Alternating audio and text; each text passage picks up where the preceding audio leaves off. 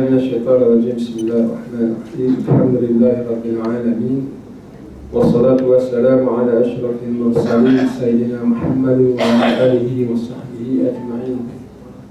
Yang dimuliakan Tuan Pengurusi Surau serta ahli dan kuasa, yang hormati Tuan Guru, Ustaz Kasim, Ustaz-Ustaz yang ada,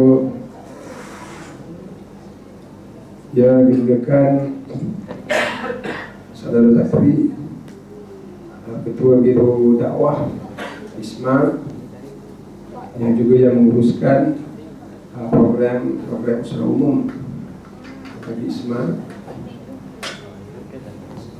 pada ayah-ayah dan ibu-ibu, tuan-tuan dan puan, saudara-saudara dan saudara-saudari serta anak-anak yang kasih sekalian, Assalamualaikum warahmatullahi wabarakatuh.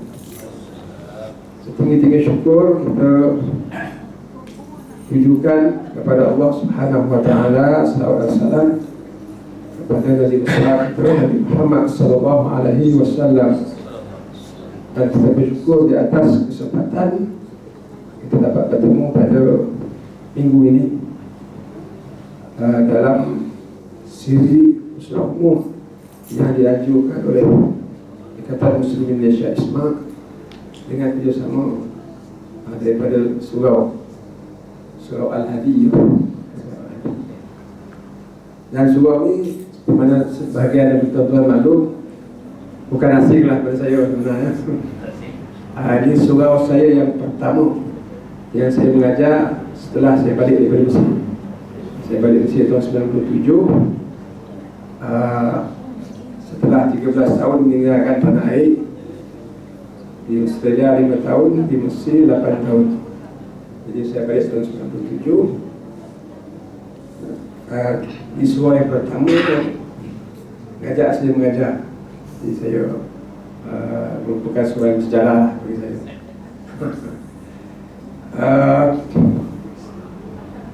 Tahun 98 ya, tafsir juz amal. Kita masuk terus kepada tajuk pada minggu ni, dan saya diberi tajuk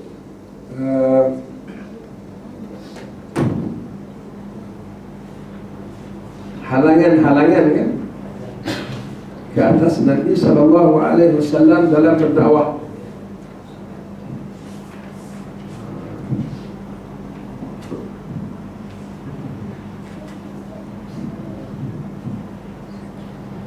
Sebab apa tu lagi?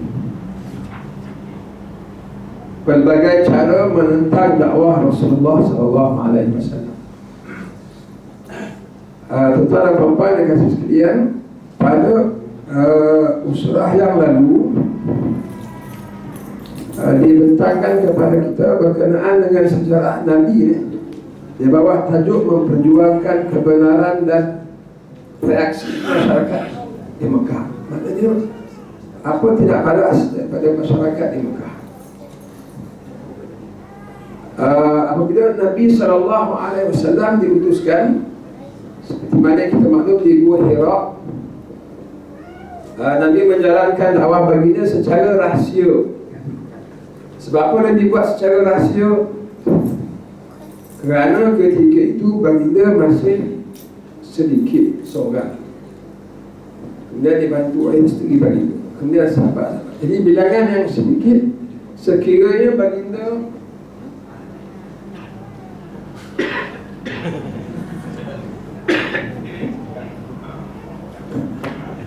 saya gemar pegang tak biasa rasanya. Terima kasih Ustaz. Sekiranya Nabi pada mendekat awal bilangan beberapa orang, tapi telah mula mencabar orang Quraisy. Apa yang disembah oleh Quraisy dicabar oleh Rasulullah. Dicabar maknanya ditentang. Ini tak betul, ini tak betul. Lalu mereka membunuh baginda, habis itu. Dan dakwah bergubur. Oleh sebab itu baginda berdakwah 3 tahun yang pertama secara rahsia untuk meramaikan bilangan. Walaupun baginda ini Rasul, Cuma jangan kita lupa baginda manusia. Ini bermakna agama Islam ini dibawa, walaupun Allah bantu, tapi dia masih berdepan dengan manusia dan dibawa oleh manusia juga. Dan manusia ada yang jahat, ada yang baik. Yang jahat bukan saja peringkat mencerca, tapi boleh sampai ke peringkat membunuh. Maka dakwah baginda mesti dijalankan secara berdepan dengan manusia. Oleh sebab itu baginda berhasil. Tapi bila dakwah baginda telah kuat,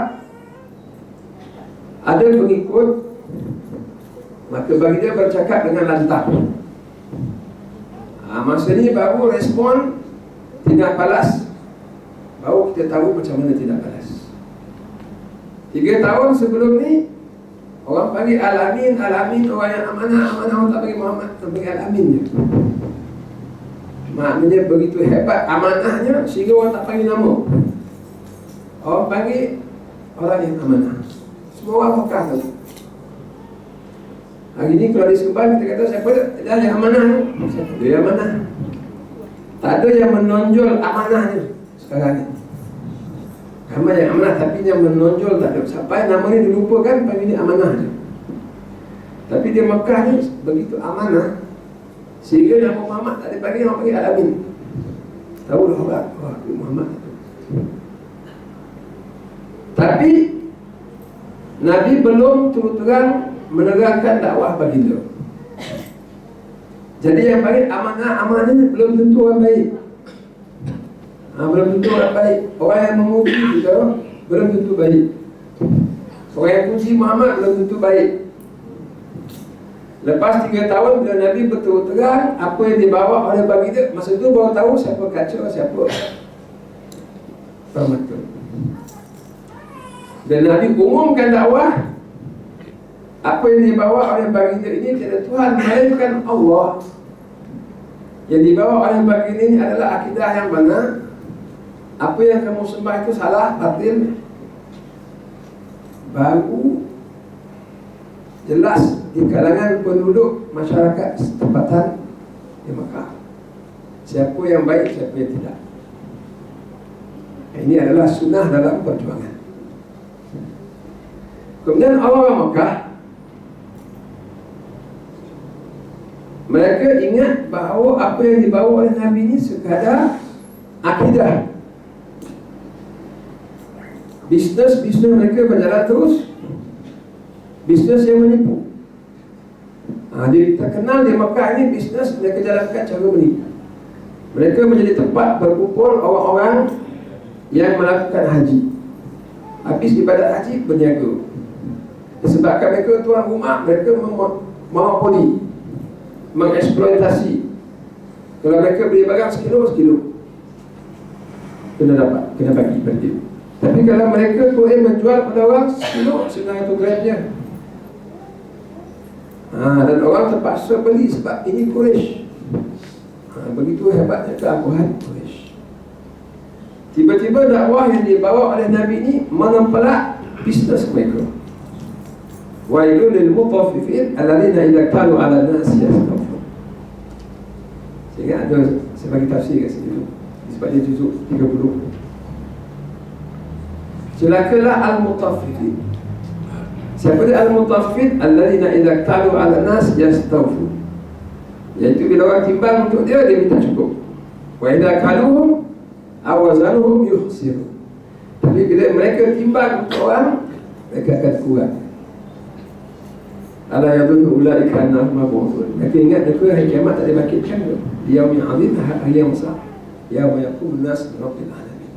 Hari di mana manusia dikumpulkan di depan Tuhan sekalian. Maknanya Tuhan di hari kiamat besok kamu semua akan dibangkitkan, bukan dijelaskan, dipersoalkan tentang sembahan berhala sahaja, tetapi akan dipersoalkan tentang timbangan di kadar kamu. Kamu buat betul ataupun tidak, kamu meniaga betul ataupun tidak. Maknanya dakwah ni dah mula menyoal berkenaan dengan ekonomi. Dan ekonomi di Mekah ni aktiviti paling utama. Sebab di Mekah tak ada ladang. Berbeza dengan Madinah, ada ladang. Jadi Jadi benda yang paling utama ditegur oleh Allah Ta'ala, ini benda besar ni, apa yang Muhammad bawa ni. Kalau begitu kita tentang dia. Maknanya dakwah ni bila dijelaskan secara berani, baru kita tahu siapa orang baik, siapa yang orang yang ada kepentingan. Itu ditegakkan pada surah-surah yang lalu. Pada minggu ni tajuk yang diberi pada saya, apa bentuk-bentuk penentangan ke atas Rasulullah sallallahu alaihi wasallam. Apa bentuk-bentuknya?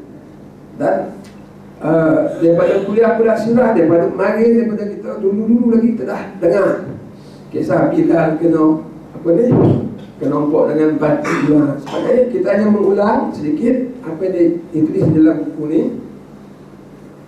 Kemudian kita ambil pengajaran daripadanya, insya-Allah. Pertama sekali, dugaan yang diterima oleh Nabi dan sahabat-sahabat. Nombor 1, muka surat 95, memperolok-olok, memperlekeh-lekeh dan mempermain-mainkan, mempersendakan Nabi sallallahu alaihi wasallam. Makin Al-Amin hari ini orang gila. Itu dia. Bagi orang panggil dia Al-Amin. Orang yang sama yang tadi jumpa lepas tu, kau orang gila. Ya. Wa qalu ya ayyuhalladzi nuzzila alaihi dzikr innaka la majnun.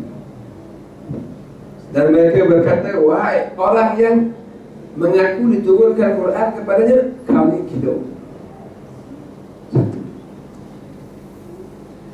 Kita kalau orang kita gila, kita pun dah ingat lah. Tapi yang berlaku pada Nabi bukan seorang, tapi disebarkan kepada seluruh Mekah. Ini bermakna datang kepada Nabi begitu, orang sana kata kau gila, orang sana kata kau gila, orang sana kata kau gila. Itu dugaan kepada Nabi sallallahu alaihi wasallam.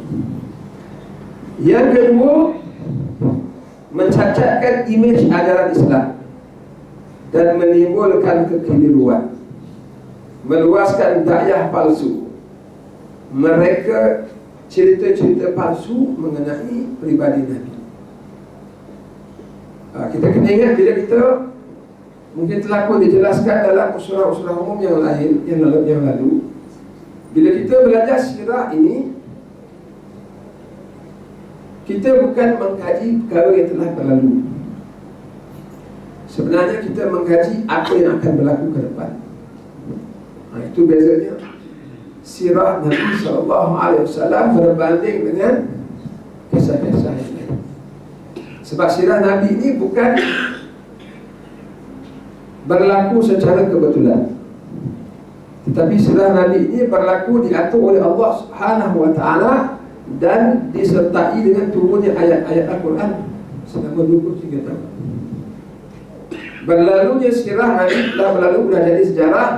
Tetapi ayat Al-Quran yang turun bersama dengan sirah ini kekal sampai kini. Dan kita tidak dapat memahami Al-Quran dengan kefahaman yang sebenar tanpa kita lihat kisah yang berlaku kenapa Al-Quran itu turun.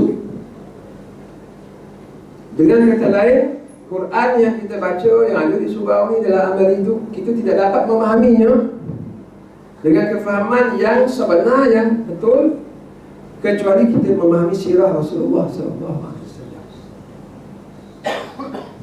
Sebab itu pentingnya sirah.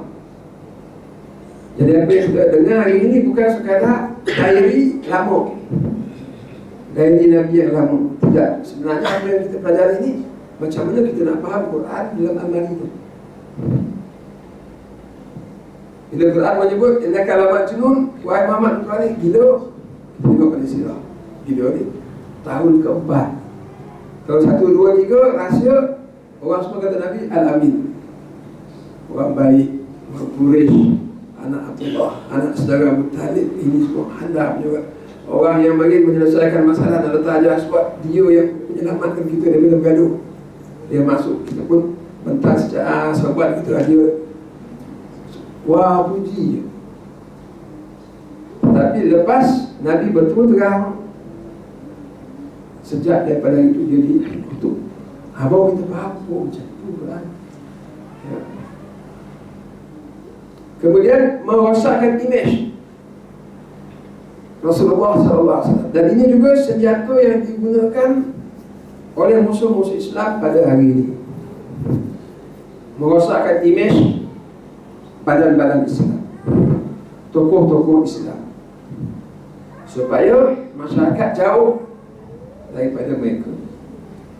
Kemudian mencantikkan pula imej artis, mencantikkan imej orang-orang yang liberal. Liberal ni yang cakap Islam daripada kepala dia sendiri, bukan daripada Quran dan hadis.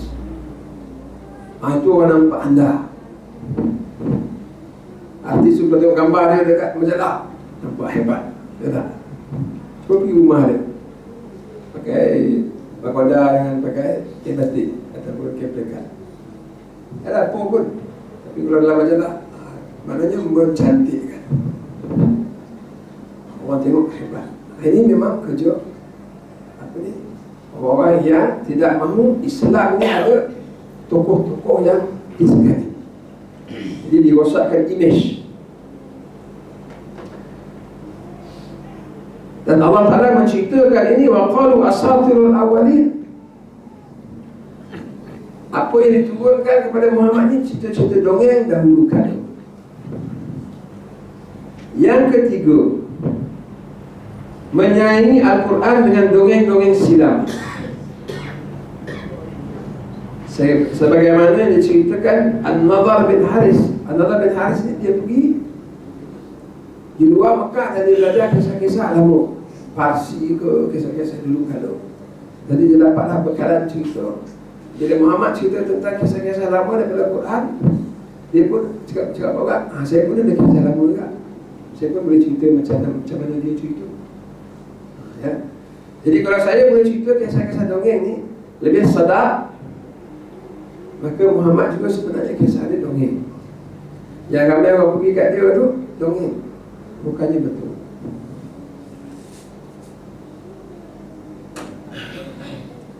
Kemudian nazar ni dia, bila dia tengok masih lagi orang pergi kepada Rasulullah SAW. Itu yang dihangat dia tak suka. Sampai ke tahap kalau dia nampak ada orang, masih lagi ada orang pergi kepada Nabi, siapa nama dia, cerita. Kemudian dia akan goda orang tu dengan wanita, dia akan goda dengan duit, sampai dia dapat tarik orang yang mendengar Nabi ini menjauhi Rasulullah SAW. Lalu Allah Ta'ala menceritakan berkenaan dengan An-Nadhr bin Haris ini, wa minan nasi man yashtari lahwal hadith liyudilla an sabilillah. Yang bermaksud dari kalangan manusia ada yang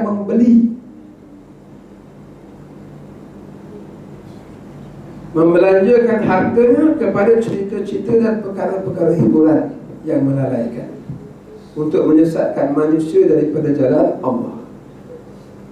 Jadi nampaknya dia keluar dengan dia, diubah perempuan ke, diubah apa ke, pergi jumpa orang tu, tarik orang tu jauh daripada Muhammad. Jadi dia keluar duit dia. Hari ini pun macam tu juga. Ya, kalau kita tengok pelancangan musuh, sebenarnya mereka membelanjakan begitu banyak wang untuk menyesatkan manusia daripada jalan Allah. Kemudian melalui tawaran,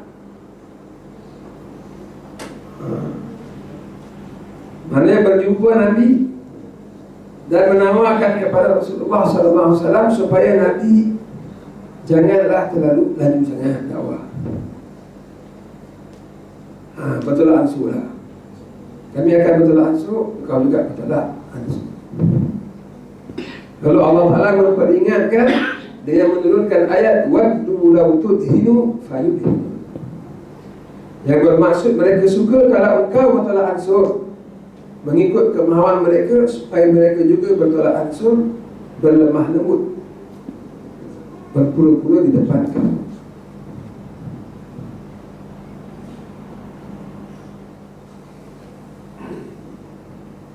Mana lebih besar dugaannya? Dugaan godaan menggoda kita dengan dunia, ataupun menyeksa kita dengan siksaan.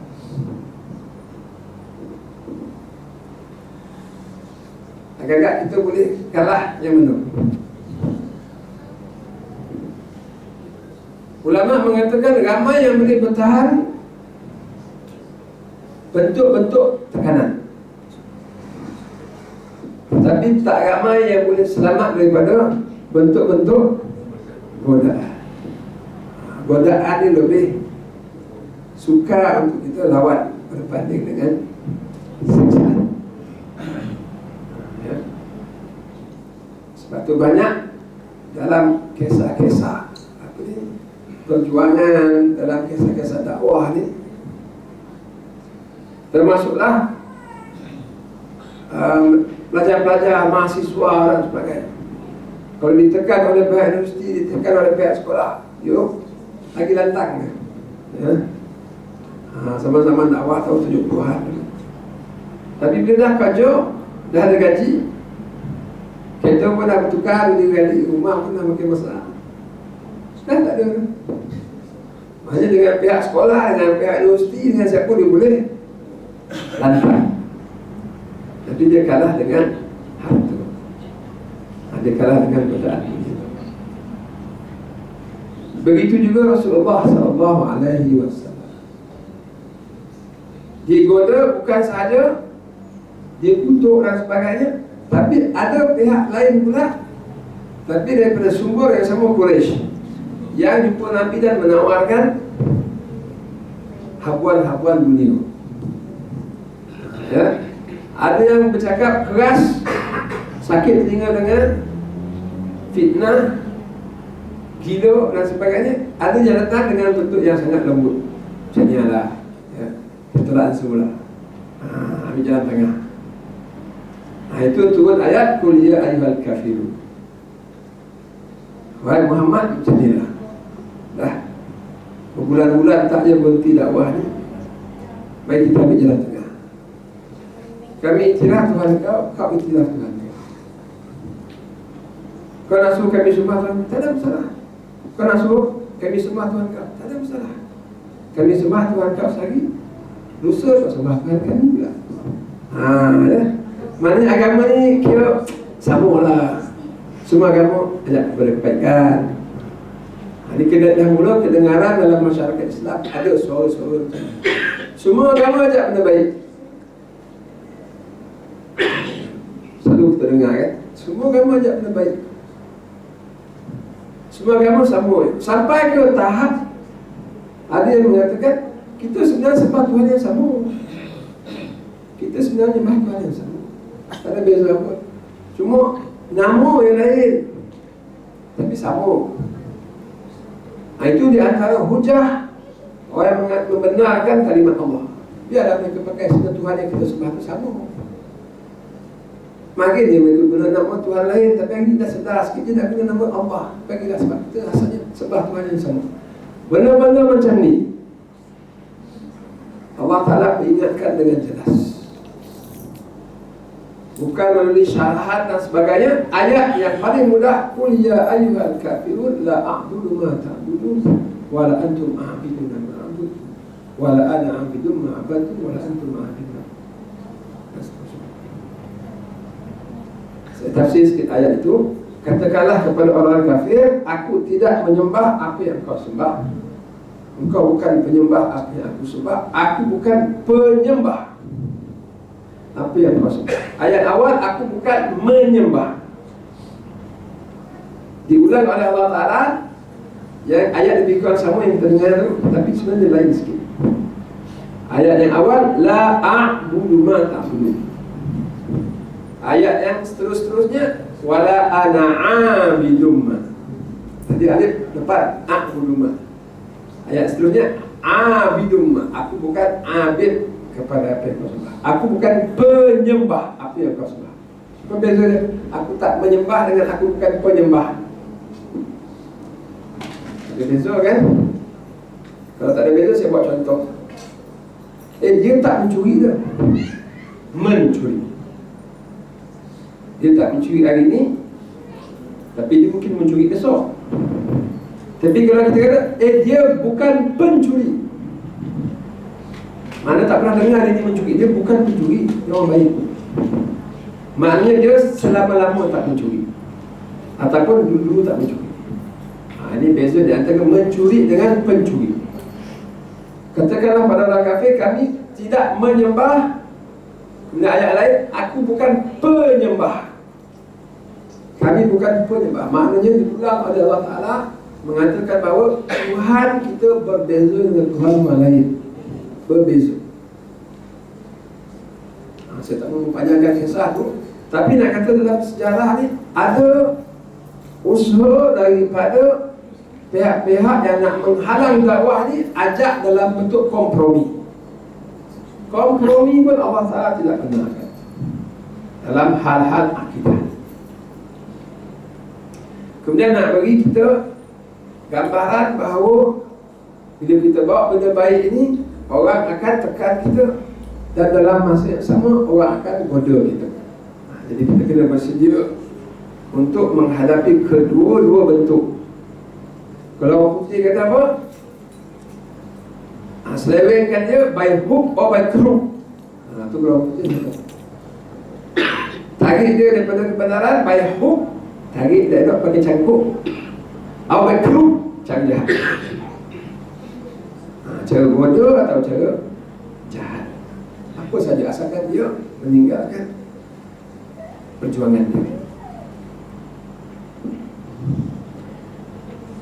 Kemudian masuk kepada bab yang lain, penyiksaan. Maknanya ini pun cara diplomasi pun tak boleh, cara sindir pun tak boleh, cara apa pun tak boleh. Akhir sekali mereka memilih cara menyeksa sahabat-sahabat Rasulullah SAW.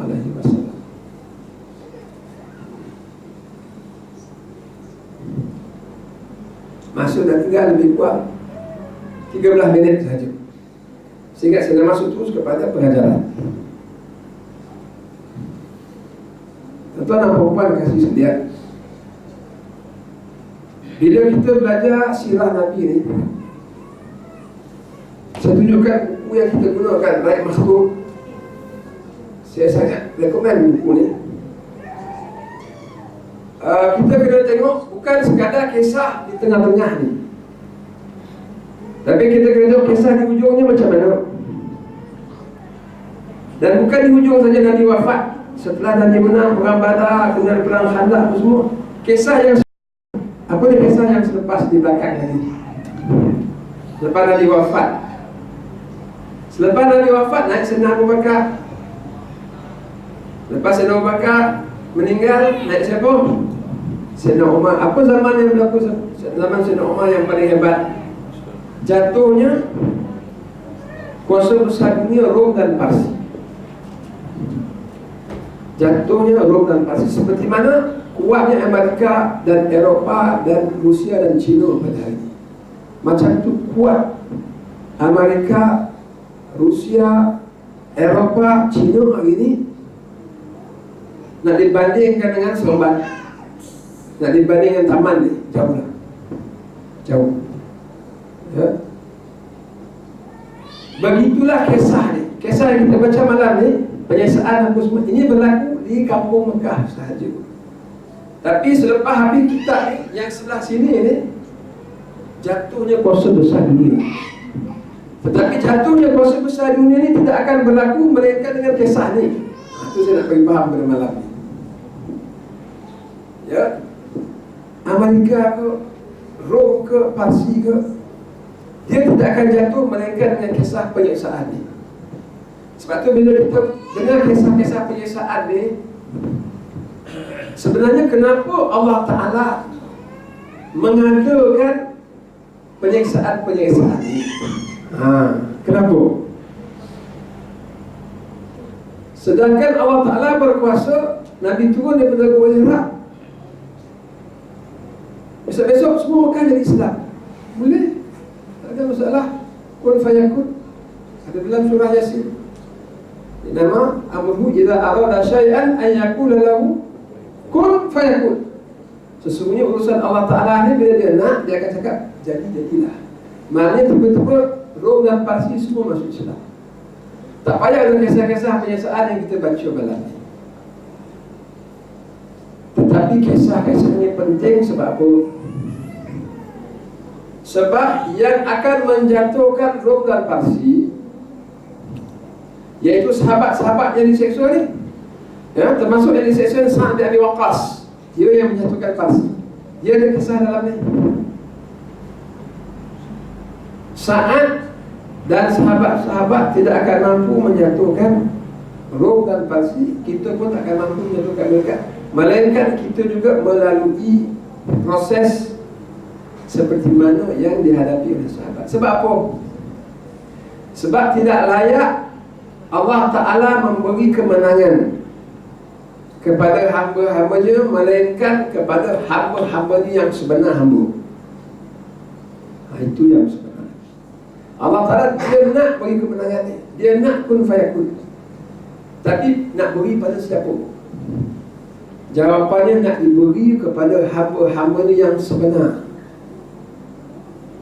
Tapi hamba yang sebenarnya siapa? Hamba yang sebenarnya setelah melalui dugaan dan penyiksaan dan penekanan ni, baru dia tahu siapa hamba yang sebenar. Sebelum daripada ni, Muhammad kau alamin bagus, aku semua, anda pemain anak Allah bertalib ya. Semua orang boleh cakap. Tapi bila ada penyiksaan, baru tahu siapa yang intan, siapa yang kacau. Sebab itu Allah Ta'ala menyebut dalam Quran banyak ayat-ayat. Maka Allahu liyadhara al-mu'minina ala ma antum alaih hatta yamizal khabis minat tayyib. Dan Allah tidak membiarkan kamu seperti mana kamu hari ini pada sahabat. Tak kenal siapa, sampai dia akan mengasingkan yang baik dengan yang buruk. Macam mana kita nak asingkan yang baik dengan buruk? Tentulah melalui dugaan dan penyiksaan. Kalau tidak, nampak sama kan? Kalau guru-guru, cikgu-cikgu dia tahu benda ni. Mengajar setahun, faham tak? Faham. Ada kerja rumah semua buat. Siapa tipu tak tahu ni, siapa yang meniru tak tahu ni. Faham? Habis sekolah ada pergi warung lah, tengok TV, ada yang melancar kat rumah. Berbeza-beza. Tapi dalam kelas semua segala semua. Faham? Bagi peksol tengok. Bila peksol betul, merah, biru, baru dia tahu. Maknanya dugaan ini adalah ujian dan peperiksaan. Lepas sebahagian, tercicir sebahagian. Yang tercicir siapa yang berusaha, dia akan naik. Yang terlepas belum tentu dia lepas peperiksaan tahun 2. Ada yang 6 tahun belajar universiti, gagal tahun 3. Ada yang tahun 1, ada yang langsung tak boleh masuk universiti pun ada. Nak habis sampai tahun 6 atau tahun 4, berapa ujian dia lalui. Lepas dia lalu ujian-ujian ini, dah dapat ijazah, baru kita kata, ni dia gaji awak, ni dia jawatan awak. Awak doktor, bolehlah bedah orang. Baru dia bedah sihat. Tapi kalau tak ada ujian, habis tahun 6 semua jadi doktor semua. Hantar 10 orang sakit, 10 mati. Apa salah mati? Dah kita tak ada ujian, tak ada apa. Allah dia nak bagi kemenangan ni. Dia nak bagi. Dia nak bagi pada kita. Dan dia Allah, dia berkuasa. Hamba dia siapa? Orang Islam. Nanti dulu. Orang Islam pun macam-macam Islam dulu. Lalu Allah datangkan ujian demi ujian kepada sahabat baik, kepada kita pada hari ini pun. Dalam ayat yang lain Allah telah menyebut, ahasiban nasu ayyutraku ayyaqulu amanna wa hum la yuftanun. Adakah manusia menyangka bahawa kami akan membiarkan mereka mendakwa kami telah beriman, wa hum la yuftanun, sedangkan mereka tidak diuji? Walaqad fatanna alladziina min qablihim fala ya'lamanna Allahu alladziina shadaqu wa la ya'lamanna al-kadzibin. sesungguhnya Allah Ta'ala telah menguji orang-orang sebelum kamu, maka selepas itu Allah barulah mengetahui. Allah ni yang maha mengetahui, tapi nak menggambarkan, nak menerangkan kepada manusia, maka Allah menggunakan bahasa yang manusia boleh mengerti. Fala ya'lamanna Allah, maka Allah mengetahui siapa orang yang benar-benar jujur, dan Allah Ta'ala benar-benar mengetahui siapa yang otak bohong. Maknanya selepas ujian baru kita tahu. Sama dengan cikgu, lepas peperiksaan baru dia tahu siapa yang betul-betul melancar, siapa yang faham, siapa yang main. Dalam kelas tak nampak, uniform sama, beg sama, besar sama pakai, buku semua itu, kerja rumah pun semua buat sendiri ke kawan buat tak tahu tu. Sama dengan orang Islam, waktu belum ada dugaan, nampak semua lebay laku, lebay semua baik. Maka bila datang dugaan Allah, baru kita tahu siapa yang benar dan siapa yang salah.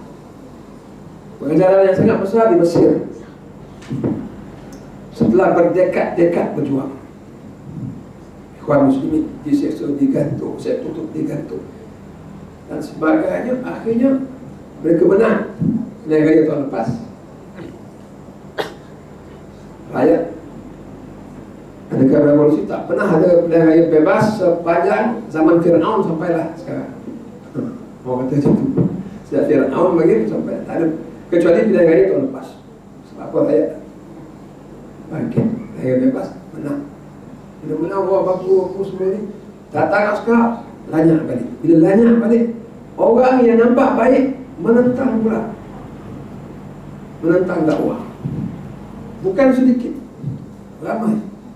Abu Khalid pemidato terbaik Mesir, sokong dakwah apa semua, dia pula sokong tentera pada hari ini. Ustaz ni sokong tentera hari ini. Qari sana, qari sini, sokong tentera hari ini. Apa jadi ini? Ya? Yang teguh terus teguh. Maknanya rupa-rupanya ada ujian lagi lepas ujian. Ada ujian lagi. Ya kan habis ujian dah berpuluh tahun. Rupanya tak. Selagi tak jelas siapa yang betul-betul ikhlas, masih lagi ada bercampur bau. Selagi itu Allah akan turunkan ujian satu ujian sampai jelas. Begitulah zaman Nabi ni ujian ni. Dah kena seksa apa semua ni. Bayangkan ni tahun 4 kenabian. Lepas 4 tahun Nabi jadi Nabi, 3 tahun rahsia tak ada dugaan. Tahun keempat kena, tahun keempat kena, tahun kelima kena, sampai akhir nak hijrah, nak dapat negara. Itu kemuncak lepas Allah dah saring. Ada lagi ujian itu Isra Mi'raj. Isra Mi'raj, Nabi malam tu Nabi jumpa pagi, aku naik ke langit apa semua. Apa naik ke langit ni? Takkan satu malam nak pergi Masjid Al-Aqsa pun 2 minggu naik untuk, balik 2 minggu sebulan. Langit pula 56 bilion tahun cahaya, bukan kilometer, tahun cahaya. Tak jadi ni. Murtad, ada yang murtad. Yang kena dugaan masa tahun 4 ni yang kita baca ni, belum lepas ke Madinah lagi, dia murtad dulu.